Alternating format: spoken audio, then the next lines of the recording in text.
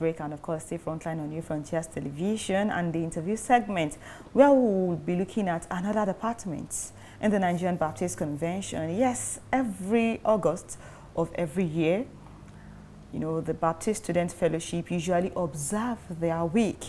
And this year is not an exception, as we have the National Coordinator Student Ministry Division here with me in the studio to talk about the forthcoming BSF week that will start August 17 to August 23.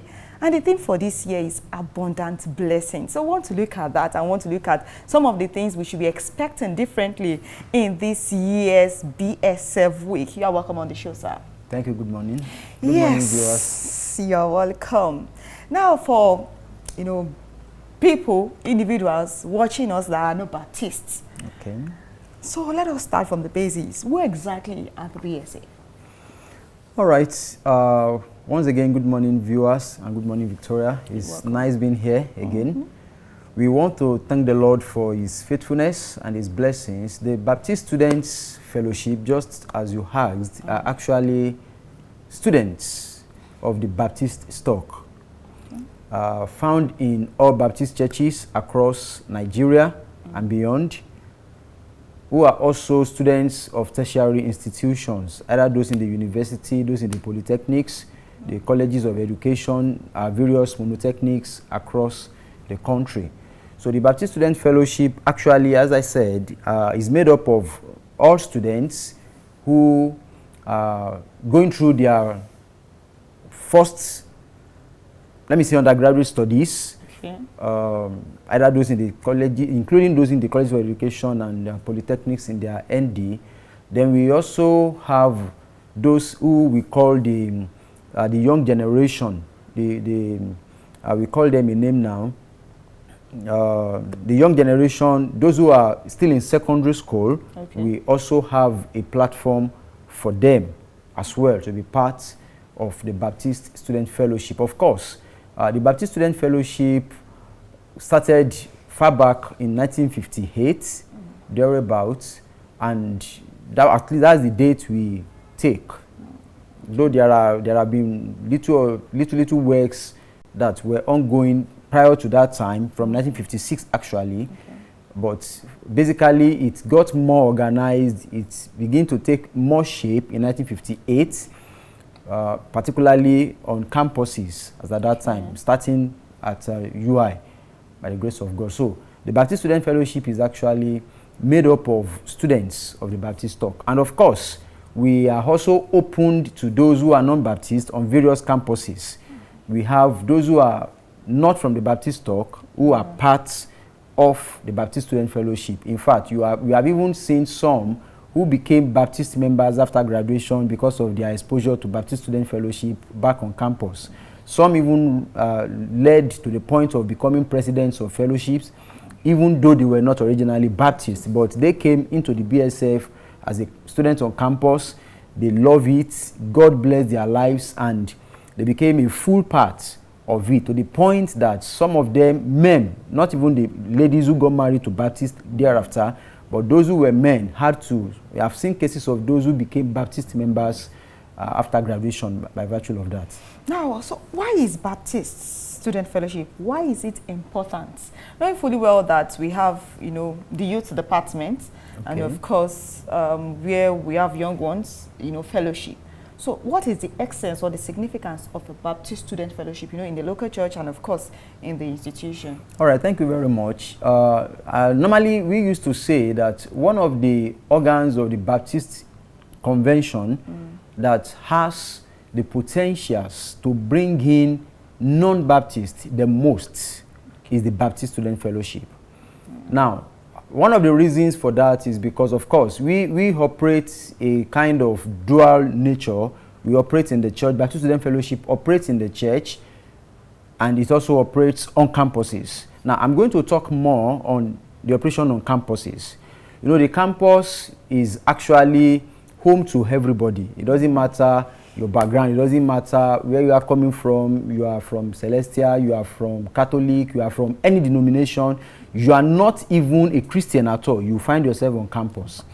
Now, the operation of the Baptist Student Fellowship on campus avails the Baptist denomination the opportunity to get young people who are not originally Baptist come in through the Baptist Student Fellowship and ultimately, as I said earlier on, becoming Baptist members.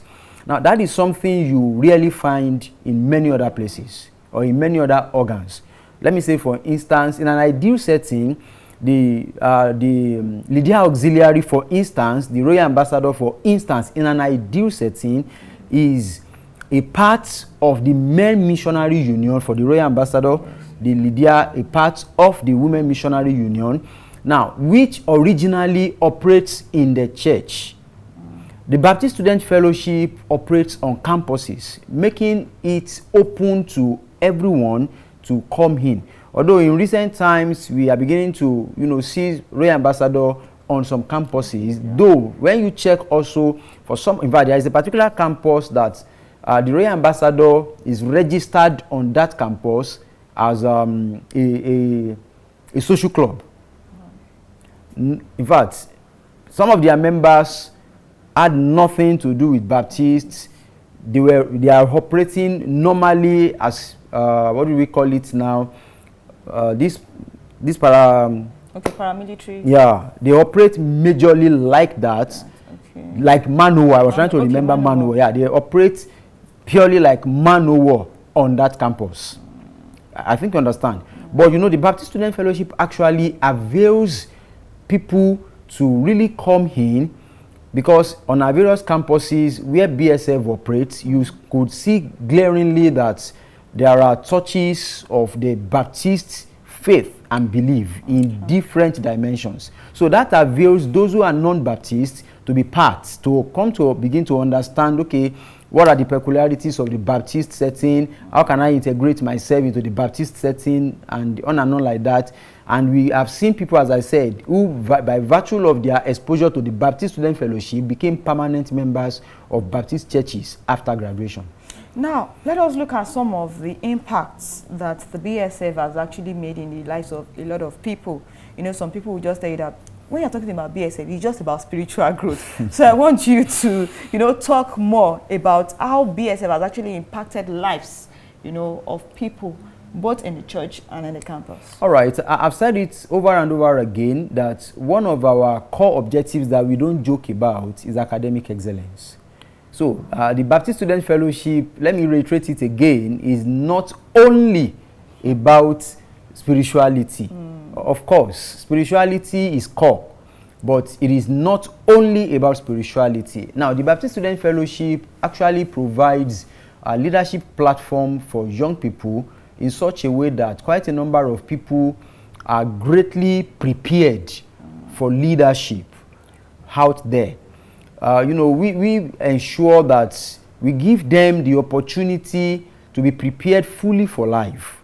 Of course, the preparation ground for a spiritual foundation is there. But aside that, we also want to have people that have a balanced life, not one-sided. In fact, normally we fight with young people, students, when we discover that you take your spirituality to the extreme at the expense of your social status, at the expense of your relationship with other people, at the expense of your academics. We have seen, students of Baptist Student Fellowship members who came out as overall best students on their campus, universities that came out as overall best students. We have seen them as overall best students in their departments. So we emphasize academic excellence just as we emphasize spirituality.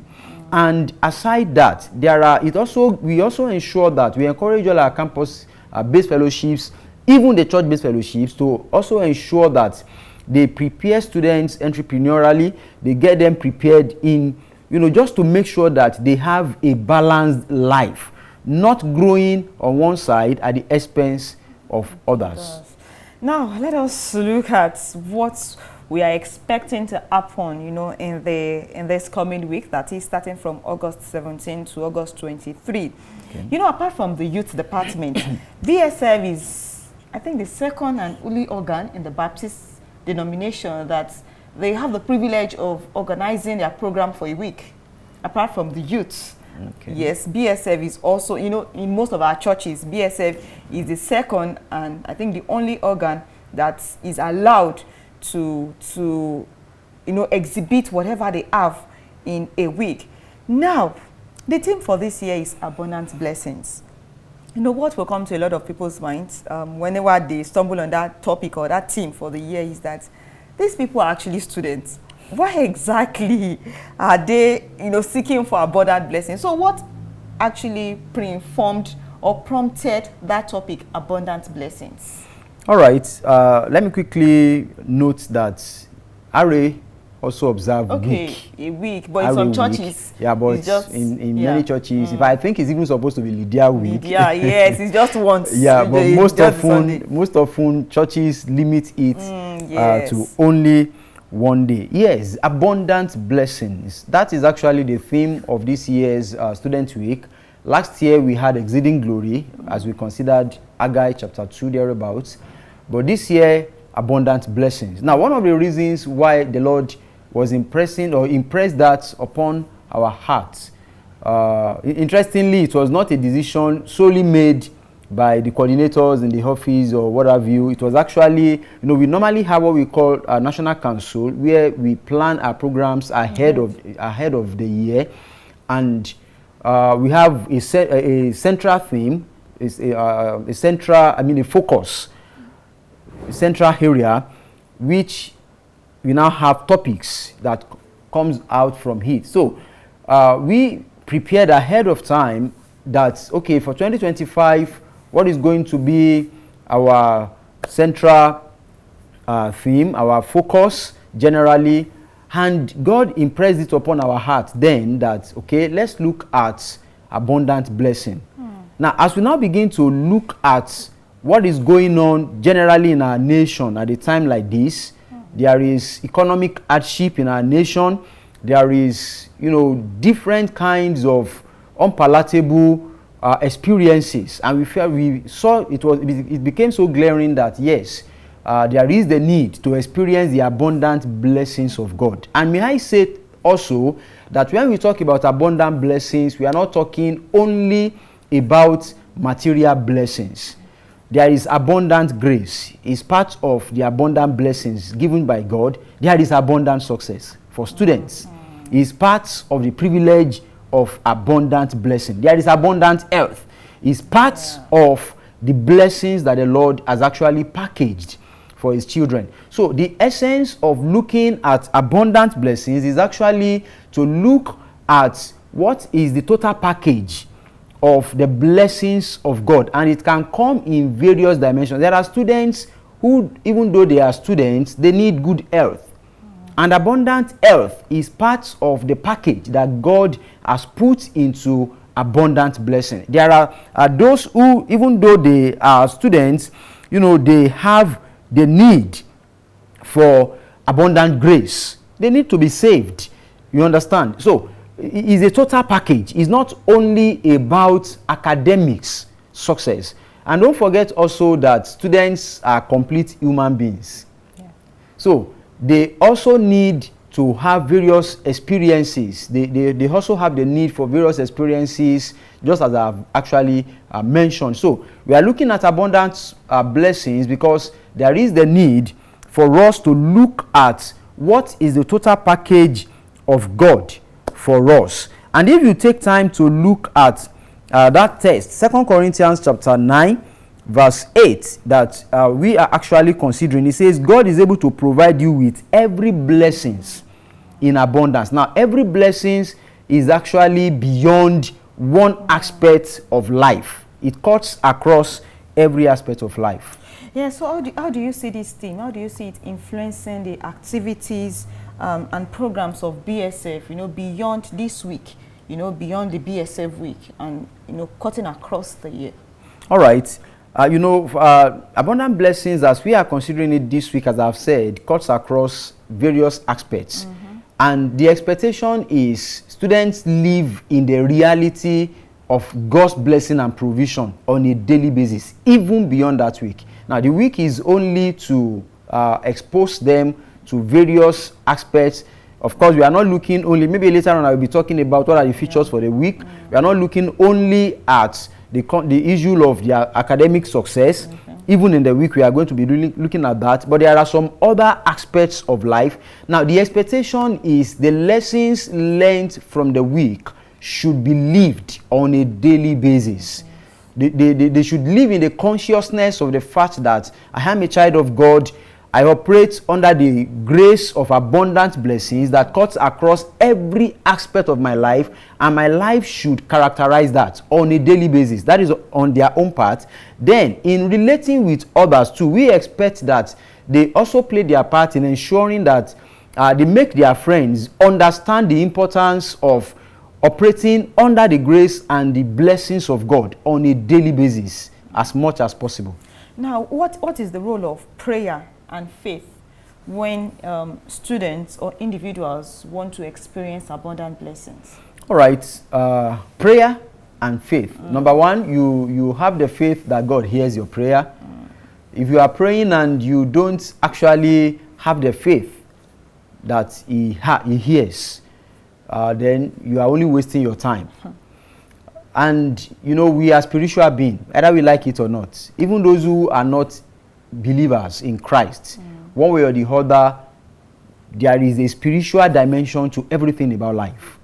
So we expect, or I believe so much that there is a connection between prayer and faith in enjoying abundant blessings. And one of it is that even though God's provision for blessings in different dimensions are there are times also, or let me say most times, we are still expected to commune with God in prayer. And of course, you know, prayer is not only about expressing your heart to God. Prayer is also, you also listen to God in prayer.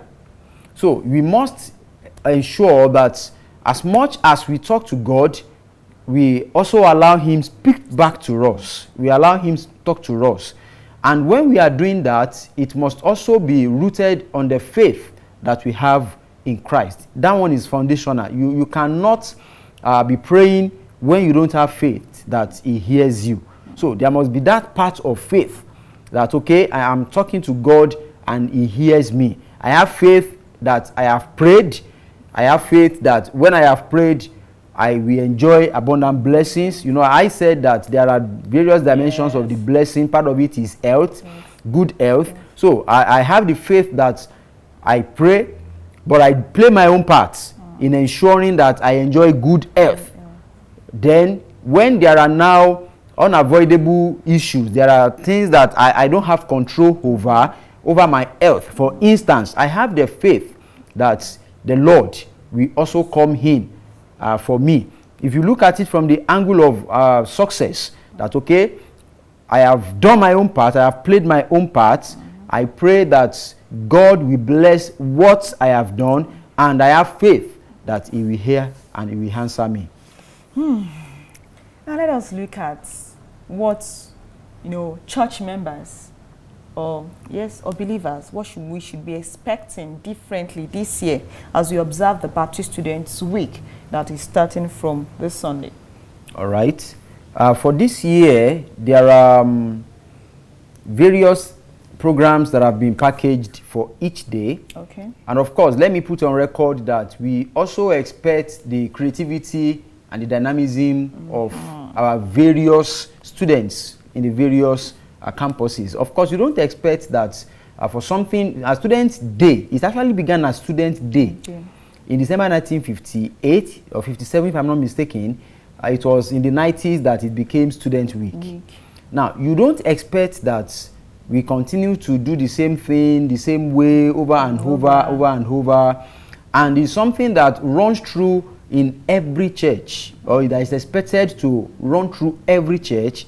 And we have different people who have different exposures, who have different makeups, who have different backgrounds, who have different level of creativity. So the expectation is that in various churches where Student Week will be taking place, there must be that part of creativity from the students. And that must also be narrowed down to what is peculiar to each environment. Of course, the program, if you check the program outline, we note that Sunday we have in the morning there is Sunday service which had been structured, you know, in a student manner. In the evening there is drama. On Monday there is preparation, I mean there is a provision of a seminar. We want to look at financial management. Wow. You know, that is a little off what we would have thought. Academics, since it's a student thing, let's just look at academics. And no. We want to make thoroughbred students who will not just be growing on one side, as I said earlier on. So we are going to be looking at financial management. Then, of course, Bible study is part of it, which was structured to hold on Tuesday. Then a prayer session will be holding. We expect a prayer session on on Wednesday. Then Thursday, there is an academic empowerment session, which was tagged Unlocking the Pathway to Academic Excellence. Friday, we encourage them to visit a motherless baby's home or any other place around them wherein they can make positive impact in the life of others. Then on Saturday, normally the student week is always capped up on Saturdays with the association rally, wherein students of all the churches in the association come together, you know, to express their joy and gratitude to the Lord. They have their program, and that has also been a very wonderful time also. So as they do all of these things, the expectation is that there must be dynamism, there must be creativity, and of course it must also have a lot of spirituality as expected. Yes, this program is actually power-packed, and we believe and hope that, you know, it's going to meet lives and it's going to meet needs of people, especially as we observe the BSF week. Amen. So before I let you go this morning on the interview segment, I have like a 2-in-1 question. Okay. Now, you know, there's this notion, and I think it's becoming a reality gradually, that, you know, the Baptist Student Fellowship, especially in churches, you know, is actually dying a natural death in some parts of our churches, in some part of the country, like that. I mean, associations, you know, conferences. Now, how do you tend, you know, as the national coordinator, what are the strategies to revive, you know, BSF that it's no longer functioning in our churches? Yes, we know that BSF has been established in our institutions all over the country. But what about the local church?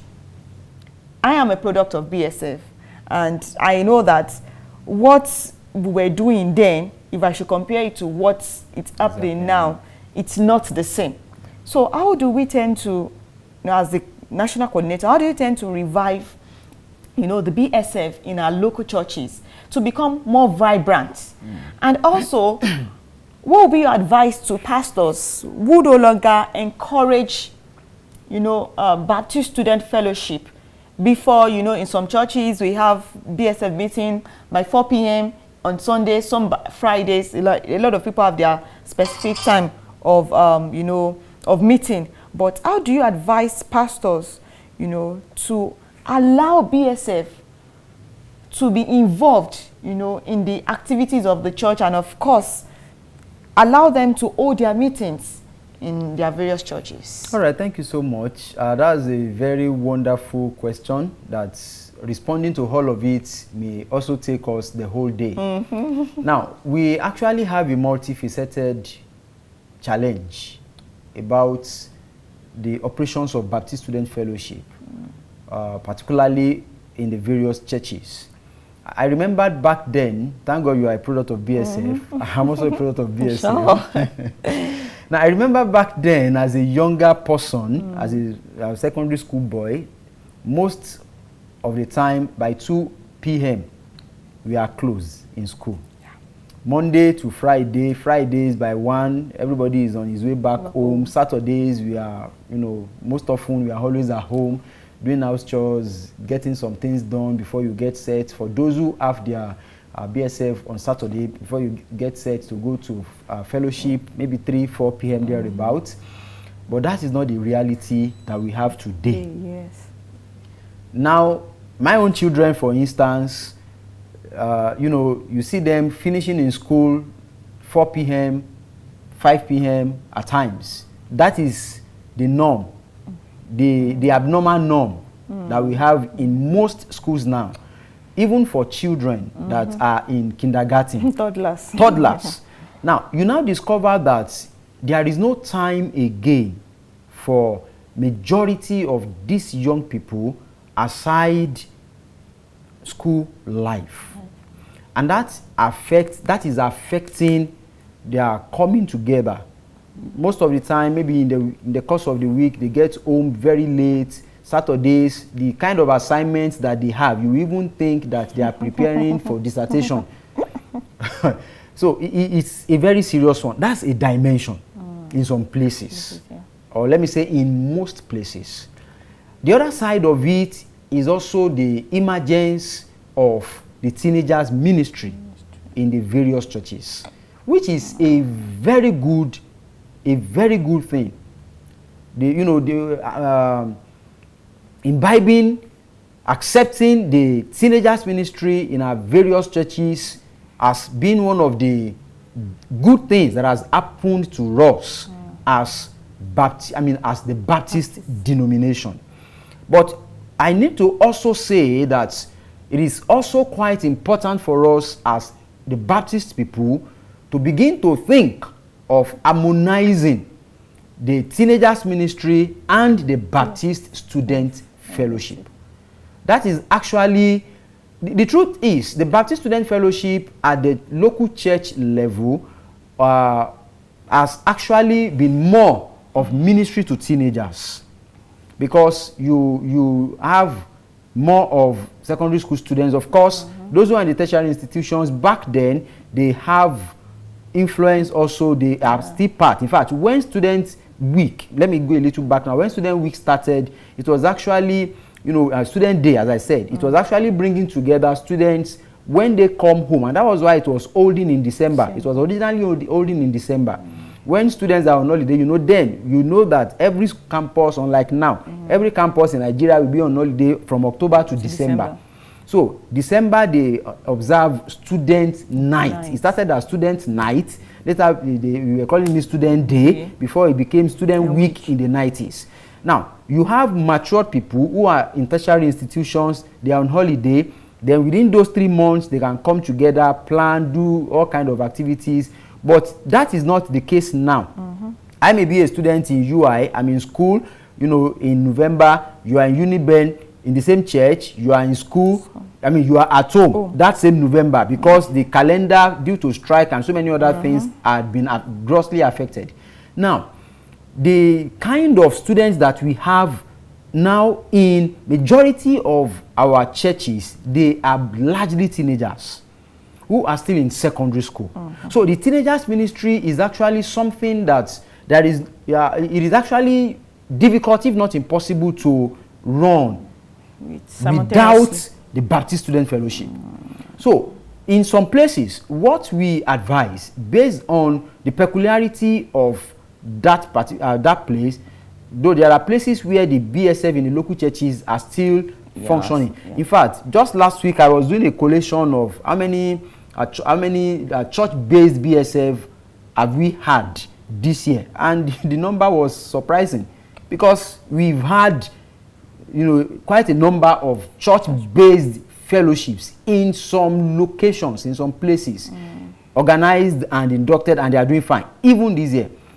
Now, so there must be a need. There is a need for us to begin to think. We are already working towards that, thinking of how to harmonize the teenagers ministry and the Baptist student fellowship, because you discover that largely most of the students that we have on campus, in the churches now, they are teenagers, most of them. So there is a need for us. I know churches that their teenagers ministry runs side by side. They are in their teenagers church. They run out of the 4 Sundays in the week. In the month. They have 2 days for teenagers, 2 days as Baptist student fellowship. That is lofty. So there is a need for us to begin to think out of the box in our various locations, localities, and come up with, what can work with us. But you see, the truth is this. The truth of the matter is this. We cannot discard the Baptist student fellowship. bearing in mind that it serves as a preparation ground, you know, to integrate students who are coming from the church and they are going to campus. Get to campus, you have multidimensional fellowships, different kind of fellowships. So once they have a sense that we have the Baptist Student Fellowship right from the church-based, when they get to campus, it will not be difficult for them to just flow in and fit effectively. But the moment that is continually being affected right from the church front, then we are jeopardizing our future the more as a denomination. We pray God will help the church so that, you know, the Baptist Student Fellowship will not go into extinction in our churches. Rather, it will be revived, and of course, it will bear more fruit. We want to appreciate you once again, Reverend Adesola Adeyemi, the National Coordinator of the Student Ministry Division. Thank you for sharing with us the significance of the Baptist Student Fellowship, and of course, what we should be expecting this year's BSF week. We wish you a wonderful program and a successful program. And that's what you'll be taking on our interview segment for today. Let us take a break, and after which Frontline will continue. Do stay with us.